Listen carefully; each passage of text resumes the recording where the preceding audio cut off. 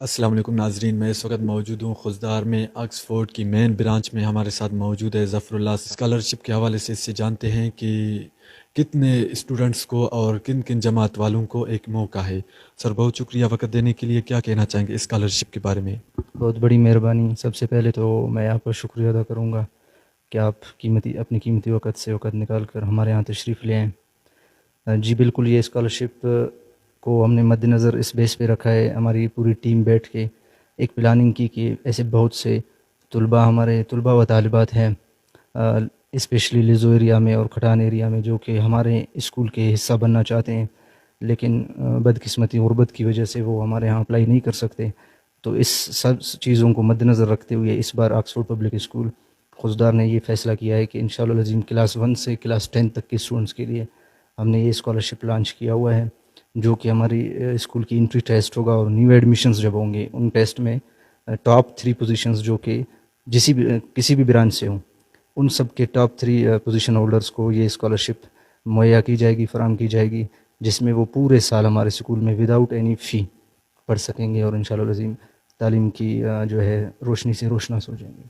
ہمارے اس سال میں جتنے بھی نیو انرولمنٹس ہوں گے، نیو ایڈمیشنس ہوں گے، ان سب کے لیے یہ موقع ہے، 1 سے لے کے 10 تک کلاس کے لیے۔ اشرف صاحب، برانچز کے بارے میں بتائیں کہ کتنی برانچز ہیں اس کی؟ جی سر، آپ کا بہت شکریہ کہ آپ نے ہمیں اپنا قیمتی وقت دیا۔ دیکھیے، آکسفورڈ ماشاءاللہ خضدار میں ایک معیاری تعلیم ماشاءاللہ مہیا کر رہا ہے۔ اس سے پہلے اس کا بنیاد آکسفورڈ کا رکھا گیا تھا 2018 میں، جو کہ ماشاءاللہ ابھی مزید ڈیولپ ہوا ہے، اور مزید 4 برانچ کی صورت میں، جو کہ مین برانچ میں ابھی اس وقت ہم لوگ بیٹھے ہوئے، جو کہ لزو بند پر موجود ہے۔ اس سے ہٹ کر ایک برانچ جو کہ لزوں میں کھولا گیا ہے، وہ اسپیشلی فیمیلز کے لیے 1 سے لے کر 10th کلاس تک صرف اور صرف وہ فیمیل برانچ ہوگا۔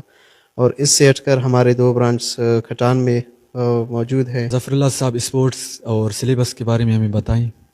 جی بالکل، ہمارے ساتھ ہمارے مین ٹیچر جو کہ 2019 سے اپنے خدمت سر انجام دے رہے ہیں ہمارے اسکول میں، عبید اللہ صاحب آپ کو آگاہ کریں گے ہمارے سلیبس کے حساب سے۔ میں کچھ چند ایکٹیویٹیز کے بارے میں آپ کو آگاہ کر دوں کہ ڈے 1 سے جب سے ہم نے اسکول انعقاد کی ہوئی ہے، اس وقت سے ہمارے اسکول میں کچھ رولس اور ریگولیشنس ہوتے ہیں اسپورٹس کے حوالے سے۔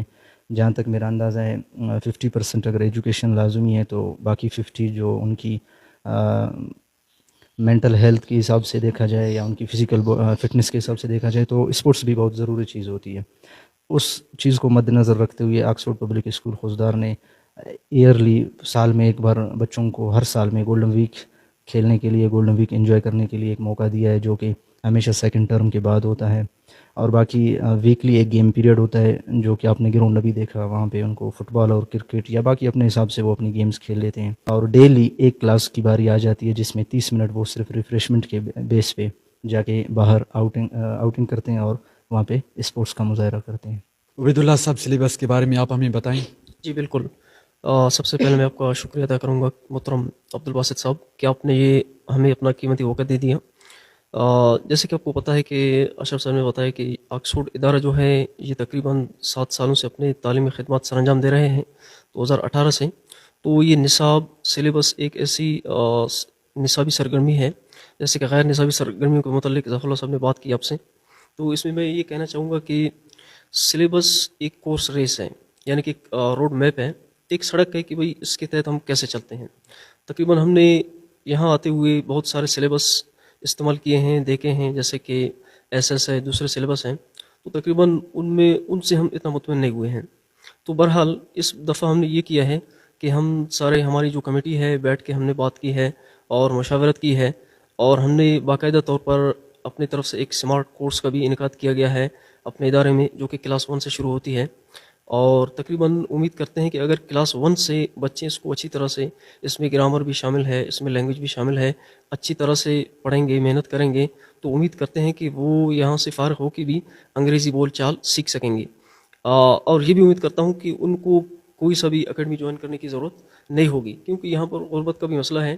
اکیڈمی جوائن کرنے کے لیے بچے بہت ساری وہ کیا ہے کہ فیس کا مسئلہ ہوتا ہے، مشکلات فیس کرتے ہیں، تو اس وجہ سے لہٰذا اگر وہ یہاں اپنی صلاحیتوں کو اجاگر کریں گے، اور اساتذہ کی نگرانی میں اس سلیبس کو لیتے ہوئے تو بہت سارے فائدے حاصل ہوتے ہیں. اور دوسری بات یہ ہے کہ ہم نے شروع سے عزم کیا ہے، پہلے سال سے جب ہم نے یہ ادارہ کھولا تو اس میں ہم نے نصاب کے ساتھ ساتھ ہم نے قرآن پاک کا ایک پیریڈ رکھا ہوا ہے جس میں ہمارے پاس 8 پیریڈز ہیں. تو اس میں قرآن پاک کا بھی اضافی پیریڈ ہے، اس میں تقریباً قرآن پاک کی تجوید ہے، باقاعدہ اس کی کورس کی جاتی ہے، اور ناظرہ بھی ہم یہاں پر پڑھائے جاتے ہیں. باقاعدہ ان کے لیے ہمارا اپنا الگ ایک اسکالر ہے، وہ پڑھاتے ہیں.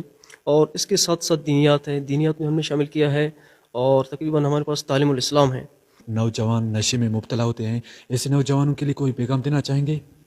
Being principle of any school, میں صرف یہی مشورہ دوں گا کہ ہم اگر تعلیم عام کر لیں، جو ہمارے پہلے سے اس چیز میں مبتلا ہیں ان کے لیے ہم دعا گو ہیں کہ اللہ کرے، اللہ پاک ان کو ہدایت کرے. اور ابھی جو سینٹرز ہمارے فوجدار میں ان کے لیے ٹریٹمنٹ کے لیے کھولے گئے ہیں ان میں ایڈمٹ کروائیں، ہم سب مل کے ان کی ہیلپ کریں اور ان کو ایڈمٹ کروائیں.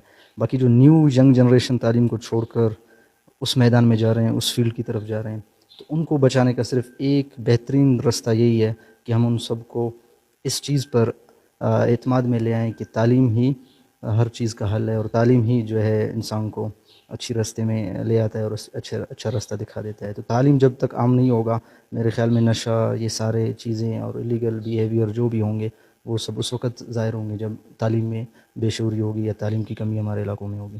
پروگرام اتنا ہی تھا. اللہ حافظ.